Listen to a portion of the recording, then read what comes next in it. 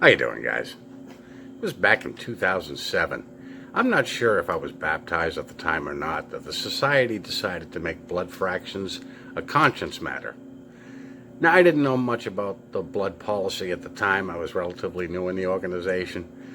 But looking back on it, I realized that it wasn't new light that the society had. No, they had to absolve themselves of any responsibility because virtually every serum, every potion, every piece of medication that the doctors were administering was utilizing blood fractions. So they made it a conscience matter. That way, if anything happened, it was now up to the individual. A lot of the old-timers still turned it down. They had no interest in the blood fractions, but it was now on them. Looking back over recent years, it's pretty apparent that Watchtower is definitely on board with the one world agenda. They always have been, but in recent years it's getting more and more evident. And I'm talking about the jab, the potion. Now, 2 years ago when all this came about, I was taking a wait-and-see approach. Let's see how Watchtower handles this. Now, they pretty much complied with every mandate going. So they were now listening to man as ruler rather than God. Yet they'll have you convinced they were doing it out of love of neighbor. Bullshit. First, they utilized the empty kingdom halls as centers for the jab. Then they came down on the elders for speaking out against it.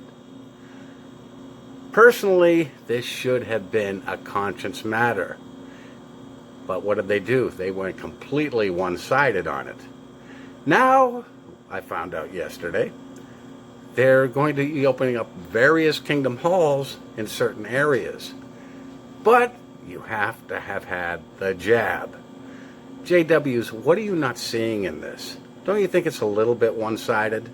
Had I still been in when all this was going on, this would have been my exit. No, they're a wee bit too one-sided. Now, it's going to get mandatory eventually that everybody is going to have the jab, whether they go to work or whether they go shopping, whether they travel. JWs, what are you not seeing here? You claim to know the Bible better than anybody in the world, and yet this is going totally over your head. Now, I'm sure many of you are waking up to it. There are still some diehards that are not seeing this, and you'll comply no matter what your governing body tells you. You want my opinion? It used to be in the day when you left the organization, you built a life on the outside first. But now, frankly, there is no time. Leave. Get some mileage. Get some distance away from this organization and don't ever return. Because eventually, JWs, you're going to be signing the dotted line permanently. This is not over yet.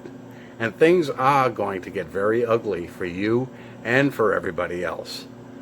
You don't know as much as you think, but get some distance from this organization because it is not going to get any better.